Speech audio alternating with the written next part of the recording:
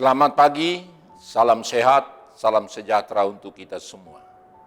Firman kehidupan untuk kita pagi hari ini diambil dari 1 Samuel 2 ayat 30.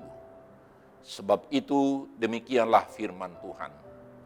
Allah Israel, sesungguhnya aku telah berjanji, keluargamu dan kaummu akan hidup di hadapanku selamanya. Tetapi sekarang, demikianlah firman Tuhan. Jauhlah hal itu daripadaku, sebab siapa yang menghormati aku, akan kuhormati. Tetapi siapa yang menghina aku, akan dipandang rendah. Saudara-saudara yang dikasihi Tuhan Yesus Kristus, firman kehidupan hari ini menyapa kita dan mengingatkan kita. Selalu ada tragedi yang sangat memilukan dan menyakitkan. Miris hati kita mendengar dan menyaksikan kejadian di bangsa kita yang sangat viral di semua lapisan karena medsos. Di desa-desa pun selalu mungkin dibicarakan. Memang saudara-saudara, benar tragedi adalah sebuah peristiwa atau kejadian yang sangat memilukan, sangat menyakitkan bagi keluarga atau mungkin bagi lembaga terkait. Seandainya itu terjadi bagi kita atau keluarga kita sendiri, atau sebagai pelaku atau korban, dan yang terkait, saudara-saudara, demikian juga pernah dialami oleh negara kuat Amerika Serikat, peristiwa 15 tahun yang lalu yang dikenal sebagai tragedi 9/11. Banyak orang yang menderita dan kehilangan nyawa akibat tragedi itu. Tragedi bisa terjadi kapan saja dan di mana saja, serta bisa dialami oleh siapa saja. Di luar akal pikiran kita, bisa hal-hal yang terjadi yang tidak kita duga. Hari ini firman kehidupan secara khusus, kita akan melihat tragedi yang dialami oleh Imam Eli. Kalau kita perhatikan dengan seksama dalam 1 Samuel pasal 2 ayat 27 sampai 38 ini, memang benar apa yang terjadi dalam kehidupan Imam Eli. Adalah sebuah tragedi yang sangat memilukan. Sebagaimana kita lihat di dalam ayat 31 sampai ayat 36. Kita dapat melihat tragedi apa yang akan dihadapi oleh Imam Eli. Dikatakan bahwa di tengah-tengah keluarga Imam Eli tidak ada seorang kakek sampai selama-lamanya. Artinya umur orang-orang dari keturunan Imam Eli tidak akan mencapai usia lanjut. Imam Eli harus hidup dengan jiwa yang merana, menderita karena kematian anak-anaknya oleh pedang lawan. Tuhan akan mengangkat dan memilih imam yang lain yang tidak dari keturunannya dan akan menjadi peminta-minta. Dari tragedi-tragedi yang dialami Imam Eli, kita dapat melihat bagaimana kondisi kehidupan Imam Eli yang sesungguhnya. Pertama-tama, saudara-saudara, dalam kehidupan Eli, hidupnya, Imam Eli berhasil mengajar orang lain, tetapi gagal mengajar anaknya sendiri. Orang lain dapat dia bentuk dan dia proses dan dia bina dan diperlengkapi, tetapi keluarganya binasa. Anak tidak meneladani hidup orang tuanya. Kadangkala kita melihat kekayaan dan kehormatan orang tua disalahgunakan anak-anaknya. Atau mungkin karena orang tua tidak memberikan ruang dan waktu atau pengajaran kepada anak-anaknya. Hal ini bisa dilihat dari kehidupan Samuel dengan kehidupan kedua anaknya, Pinehas dan Hofni. Anak-anak Eli jahat sekali di mata Tuhan. Mereka tidak mengindahkan Tuhan. Sedangkan Samuel adalah anak yang melayani Tuhan di bawah pengawasan Imam Eli. Dan semakin besar, semakin disukai, baik oleh Tuhan maupun oleh semua manusia. Yang kedua, akhir dari kehidupan Imam Eli adalah ia akan mengalami kematian yang sangat menyedihkan. Akhir hidupnya tragis. Eli jatuh terlentang dari kursi.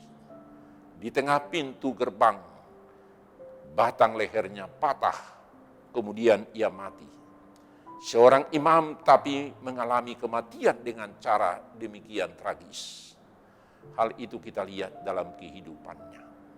Yang ketiga, kehormatan dan jabatan imam berakhir sampai Imam Eli tidak berkelanjutan untuk generasinya, untuk keturunannya. Tidak mendapat jabatan imam lagi.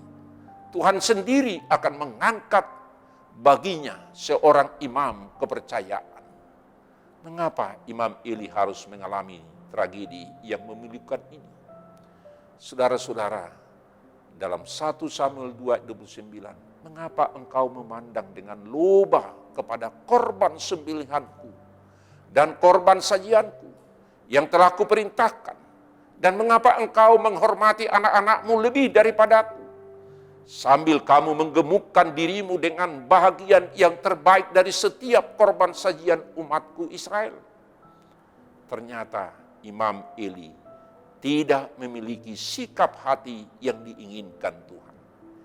Imam Eli lebih menghormati anak-anaknya lebih daripada Tuhan. Alkitab firman Tuhan menjelaskan dan mengatakan, saudara-saudara, kejahatan anak-anak imam daripada Eli.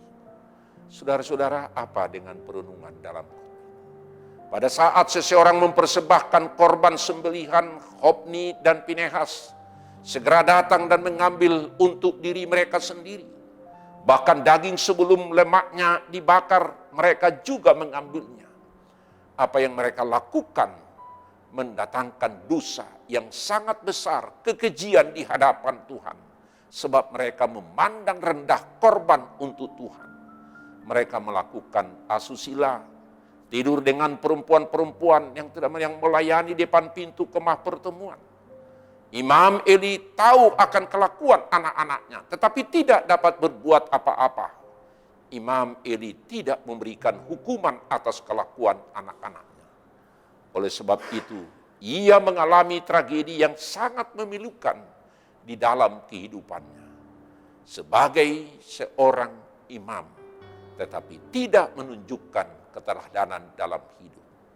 Dari kisah tragedi yang dialami Imam Eli, kita belajar lebih mengasihi dan menghormati Tuhan daripada hal-hal yang lain.